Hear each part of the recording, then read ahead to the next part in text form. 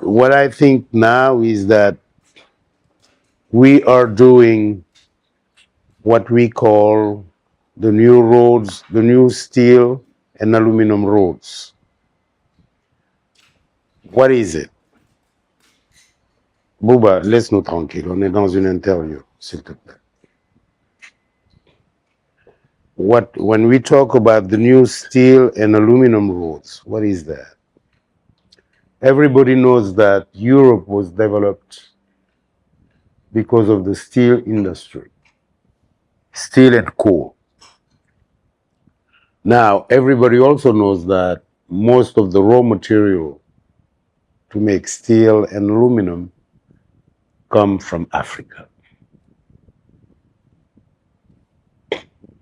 Now, the story goes that today, if you trace the road of steel, they take the raw material, let's say in Pepel here in Sierra Leone, it makes 20,000 kilometers to go to China to be transformed, and another 20,000 kilometers to come back to Africa to be distributed.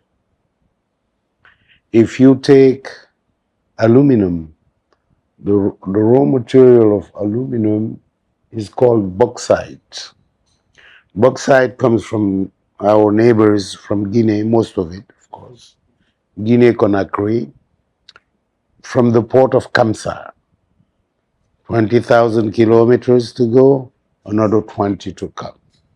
Makes it 80,000 kilometers. We want to reduce this into 1.2 kilometers. 80,000, 1.2. How? Because we discovered oil and gas in Senegal. And in a radius of less than 1,000 kilometers, we have more than 27 billion tons of iron ore. 27 billion tons of iron ore. If you would, with the energy that we discovered in Senegal, instead of just selling the energy, when you sell the energy, when you sell the gas, it accounts for 1.5, maybe less, maybe more, dollars a cubic meter. If you would take 30 cubic meters and buy 2 tons of iron ore for $200, 200 plus 50 is $250. You would come up with a rod of steel worth $1,250. And that's the challenge. So you'll be, not only will you be doing that, but you'll reduce, because Pepel is just 800 kilometers from here.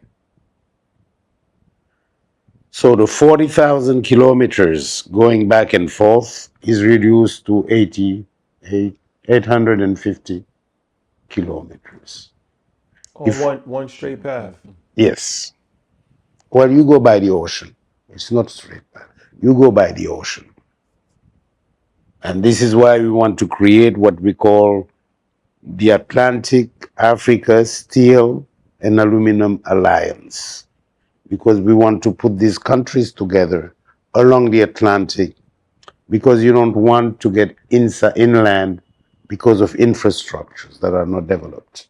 But boats can just go from Pepel to the port of Dakar, can go from Kamsar to the port of Dakar, and we want to build a new port in Nikin in the south of Senegal, in Casamance, which is just 300 kilometers from where most of the iron ore, the aluminum ore, which is bauxite, comes from.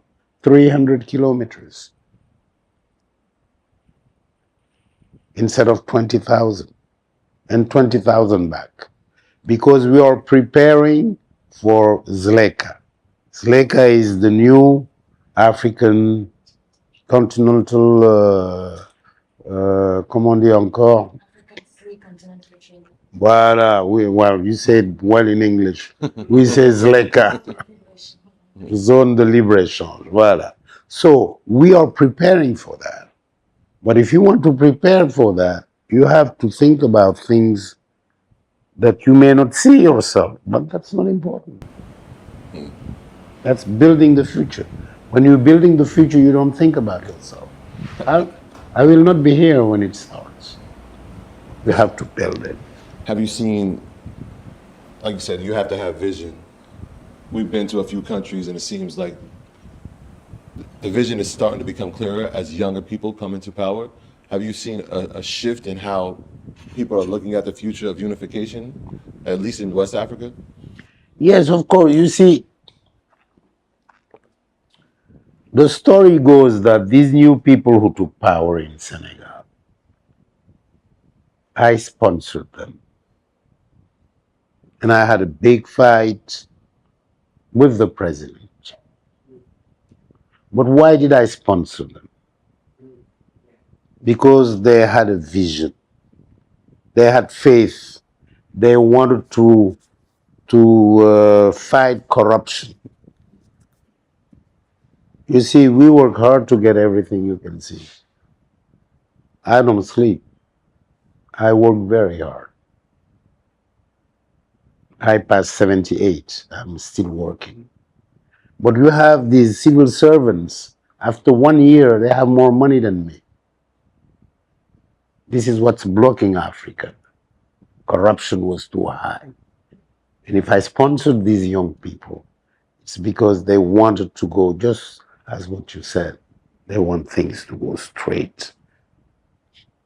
They want to develop the country instead of developing their own wealth as civil servants. And they did not give the guidance that we needed. So again, I think that things are changing. Sometimes, of course, people don't know how to change things. They make coups. Well, sometimes the coups are positive.